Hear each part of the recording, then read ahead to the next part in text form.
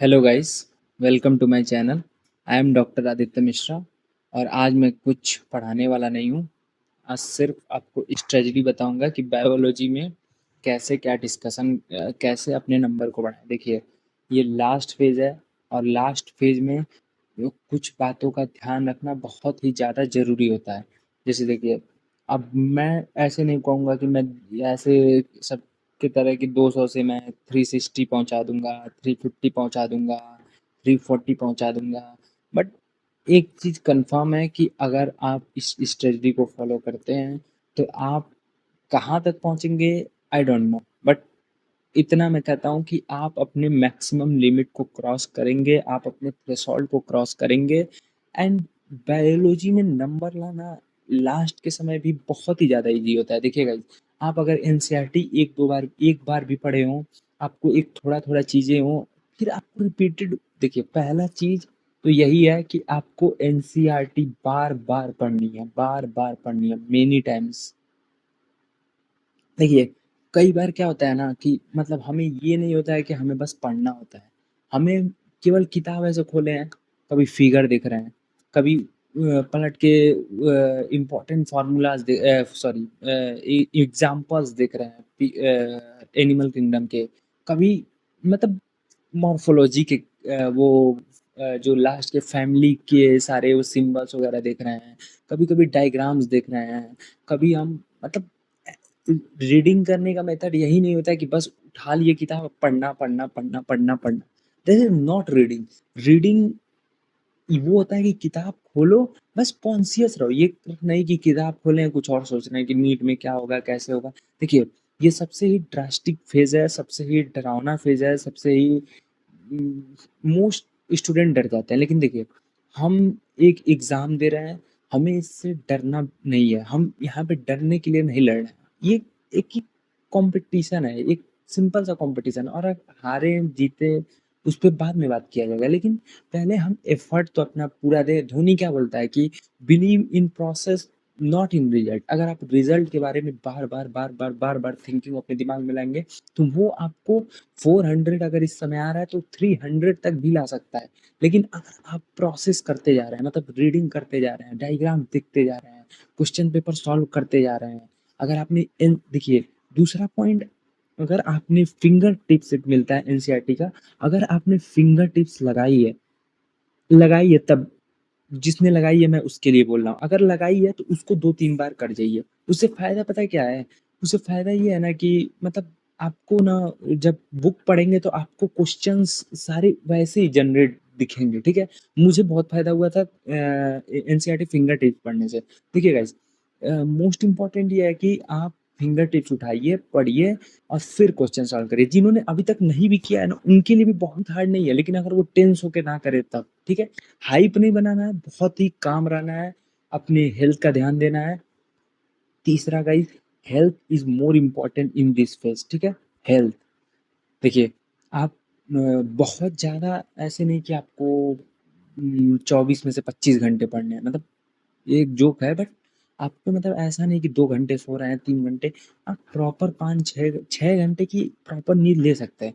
लेकिन जो उसके बाद से जो टाइम है, उसको बहुत ही यूटिलाइज़ करके आपको पढ़ना पड़ेगा। चौथा मेरा जो स्ट्रेटजी है, चौथा स्ट्रेटजी आपकी होनी चाहिए, आपको टाइम डिवाइड करके आप पढ़ना है। जैसे देखिए, आप क्वेश्चन भी लगा रहे हैं, अगर बायोलॉजी में ही अगर आप क्वेश्चन लगा रहे हैं, तो आप बायोलॉजी में मान लीजिए 90 क्वेश्चन आ रहे हैं, तो आप 90 क्वेश्चन जो लगा रहे हैं, तो 90 क्वेश्चन आपको एक टाइम लिमिट में लगाना पड़ेगा। मतलब 1 आवर्स आप बायोलॉजी को अगर एग्ज़ाम में सोच रहे हैं इतना हमको देना होगा, क्योंकि फिज़िक्स, केमिस्ट्री को भी आपको टाइम देना होगा। और आप इधर जितना टाइम बचाएँगे उतना, और इधर टाइम आराम से बच जाएगा अगर आप बार-बार, बार-बार, बार-बार, बार-बार रिपीटेड रिवीजन कर रहे हैं। तो आपको एक चीज़ याद रखना है कि आपको बायोलॉजी को इस समय अपना मतलब वो एक बेस बना के चलना है और बहुत ज़्यादा बायोलॉजी पर इस समय फ़ोकस होना है, क्योंकि बायोलॉजी एक ऐसा सब्जेक्ट है जो अगर लास्ट टाइम आपने रिवाइज़ नहीं किया, तो आप अगर होनहार छात्र हैं, अगर आपने पढ़ा भी है, तो आप 330, 320 तक जा सकते हैं। लेकिन अगर आप एक एवरेज स्टूडेंट हैं, तो आप 300 से 360 जा सकते हैं, और ये मैं गारंटी के साथ बोल सकता हूँ। बस बात ये है कि आपको जो एनसीईआरटी बुक है उससे बाहर इस समय बिल्कुल नहीं जाना है।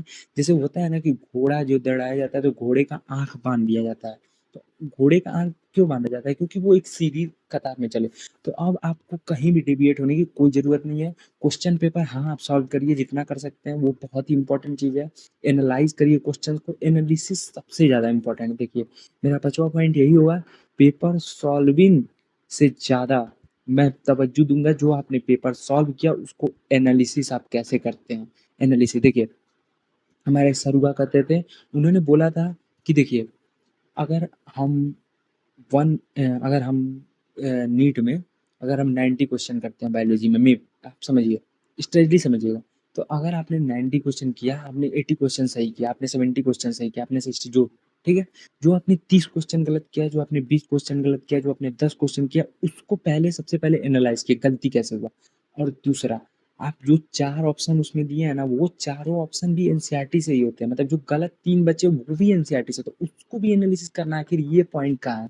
आप मतलब पेपर से बहुत ही ईज़िली आप एक-एक पॉइंट पे पहुँच सकते हैं और पेपर देने का फ़ायदा ये होगा कि आपकी गलतियाँ नील हो जाएँगी, गलतियाँ nil. The more you solve paper solving paper, the more you growth, ठीक है? ये कुछ बातें हैं। और देखिए, इस समय एनटीए का जो ट्रेंड है, जो भी इस समय पेपर ले रहा है, उसका ऐसा आप नहीं बोल सकते कि मॉर्फोलॉजी, इकोलॉजी ये इम्पोर्टेंट चैप्टर है। लेकिन हाँ, ये कुछ ज़्यादा मतलब क्वेश्चन कैरी करते हैं। लेकिन देखिए, आपको किसी को भी बहुत ज़्यादा इम्पोर्टेंस नहीं देनी है और किसी को भी कम में नहीं आंकना है, ठीक है? किसी भी चैप्टर से क्वेश्चंस आ सकते हैं। तो देखिए, जो आपको दिमाग में चलता हो कि ये ज़्यादा आएगा, हाँ, उसको पढ़िए, लेकिन किसी को भी इग्नोरेंस नहीं करना है। एक भी चैप्टर अगर आप इग्नोरेंस करते हो तो आपके लिए just just tending to suicidal attempt होगा। देखिए, सिंपल सा कॉन्सेप्ट है, आपको पढ़ते रहना है, रेगुलर पढ़ते रहना है और बहुत ही काम होके पढ़ना है, किसी की बातें नहीं सुननी है, no phone calls, no any relatives talk, मतलब किसी भी रिलेटिव से आपको बात नहीं करनी है इस समय। इस समय आपको सिर्फ़ अपने को टाइम देना है, अगर अपने से टाइम मिल रहा है तो आप मम्मी-पापा को टाइम दीजिए, उनसे अच्छी-अच्छी बातें करिए। इस समय देखिए मोरल बहुत डाउन होता है बच्चों का, तो मोरल आपका डाउन नहीं होना चाहिए। आप आप अपने जो ख़ास है माता-पिता, चाचा-चाची, अगर आपकी जॉइंट फैमिली है, जो भी है, जैसे भी है, बाबा-दादी, जिसको नाना-नानी, आप जिसको भी पसंद करते हो, जिनसे भी आपको पॉज़िटिव एनर्जी आती है। जैसे हम लोग मैं घर जाता था तो मेरे को मोटिवेशन मेरे बाबा से बहुत ज़्यादा मिलता है। मेरे बाबा ने मुझे अपने मतलब मेरे नीट की जर्नी में मुझे कभी भी ऐसे नहीं कहा कि बेटा तुम ये करो, बेटा तुम वो करो। मतलब उनसे मैं जब भी बातें करता था तो मैं रिलैक्स हो जाता था। तो आप ढूँढिए कि आप किससे रिलैक्स हो जाते हैं। उनसे आप बातें ज़्यादा से ज़्यादा करिए और किसी ज़्यादा को आप इन्वॉल्व और अपने लाइफ़ में इंटरफियर इस समय मत होने दीजिए। आपका ये बहुत ही प्रेशियस टाइम है और बहुत ही सुनहरा मौका है। और देखिए, बायोलॉजी में 100% लिख के कहता हूँ, अगर आप इस 1 महीने 20 दिन 25 दिन जितने दिन बचे, अगर आप एक रेगुलर वे में पढ़ लेते हैं तो आई स्वेयर आप बायोलॉजी में 350 प्लस आपको लाने से कोई नहीं रोक सकता। इवन गॉड भी नहीं रोक सकते, क्योंकि अगर देखिए, एक चीज़ और बताना चाहूँगा मैं, जो लास्ट के 1 वीक होते हैं ना गाइस, उसमें बायोलॉजी को 50 बार पढ़ सकते हैं तो पढ़ लीजिए। उसमें फ़ायदा पता है क्या होगा? आप जब पेपर देने जाएँगे ना, तो आपको ना मतलब रिवाइज़्ड लगेगा, मतलब आप जब क्वेश्चन सॉल्व करेंगे तो लगेगा कि अरे! ये तो मैंने कल ही पढ़ा था, ये तो मैंने परसों ही पढ़ा था, ये तो मैंने आते समय ही पढ़ा था। तो स्ट्रेस बिना लिए एकदम काम माइंड से पढ़ते जाइए, पढ़ते जाइए, पढ़ते जाइए। जो जो आपको डिस्कशन हो, अगर अगर मेरी बातें आप तक पहुँचेगी, नहीं पहुँचेगी, आई डोंट नो डेस्टिनी कहाँ तक किसको ले जाएगी, आई डोंट नो। बट अगर मेरी बातें पहुँचेंगी, अगर मुझसे जितना हो सकेगा आप बोलेंगे, मैं पूरी जान लगा दूँगा, पूरी पूरी अपनी एनर्जी लगा दूँगा, बट आपको वो फैसिलिटी सुविधा कराऊँगा। एनसीईआरटी देखिए, पूरी जान लगा के पढ़ाऊँगा। मुझे मुझे कुछ नहीं चाहिए, मुझे सिर्फ़ अपना एक्सपीरियंस शेयर करना है, क्योंकि मैं देखिए मैं एक बहुत ही एवरेज मीडियोकर बच्चा था, लेकिन that that doesn't define your journey कि आप एवरेज हैं, आप किस बैकग्राउंड से आते हैं, आपके पापा क्या करते हैं, आप कितना एवरेज रहे हैं, कि 10th में कितने परसेंट आए, 12th में कितने परसेंट आए, I don't know. But if you are doing a very hard work with genuine, I swear nobody can stop you, not even a god. Believe in God, but I swear अगर आप मेहनत ज़्यादा कर रहे हैं, अगर आप एक कहावत है कि अगर आप मेहनत कर रहे हैं, if you are doing a very hard work, then आपकी मेहनत कभी भी ज़ाया नहीं होती। यू मतलब कोशिश करने वालों की कभी हार नहीं होती, डर कर नहीं पार नहीं होती। और जो बैठ के सो के स्ट्रेस लेके इस समय अपने टाइम को वेस्ट कर रहे हैं, वो ना करें। इस समय पढ़ने का समय है और बहुत ही लॉजिकल वे में, बहुत ही लॉजिकल वे में, बहुत ही स्मूथ ये तैयारी है नीट की। इसको बहुत ही प्यार से निकाला जा सकता है। बस आपको एक वे, एक प्रॉपर, सबसे इम्पोर्टेंट बात इस समय ये है कि अपने चीज़ों को ऑर्गेनाइज़ करिए इस समय। इस समय आप दूसरी जगह 50 जगह लेक्चर ना देखिए। आप जिसको जिस टीचर को अच्छा मानते हैं, उस टीचर को देखें, उसी का लेक्चर देखिए। आप ज़्यादा जगह भटकेंगे, आप आपके लिए वो हानिकारक होगा और ये बहुत ही ज़्यादा टाइम टेकिंग है। तो मेरी एक्सपीरियंस यही कहती है, 2-4 चीज़ों पे फ़ोकस करना है, जो लास्ट में मैं बोल के एंड करना चाहता हूँ। पहले आप एनसीईआरटी को बार-बार पढ़िए, अगर फिंगर टिप्स आपका मन हो तो लगा लीजिए, अगर आप जितना ही अपनी चीज़ों को है वो ऑर्गनाइज़ करिए। अगर आपको कुछ एक्स्ट्रा मॉड्यूल एलएन, आकाश, पीडब्ल्यू कहीं से भी अगर आप पढ़े हों या फिर कोचिंग कहीं अगर लोकल लिए हों, तो अगर वहाँ के भी आपके मटेरियल ऐड करने हैं, तो वो इस समय एनसीईआरटी में ही ऐड होने चाहिए।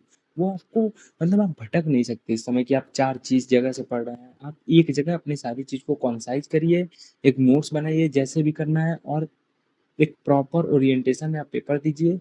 And thank you guys. मैं इतना ही बस अपना थोड़ा-सा एक्सपीरियंस आपके साथ शेयर करना चाहता था।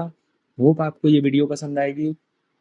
और guys uh, all the very best, बहुत सारा blessing, and I pray to God that everyone's have the power to succeed and everyone should succeed. Thank you guys. Thank you so much.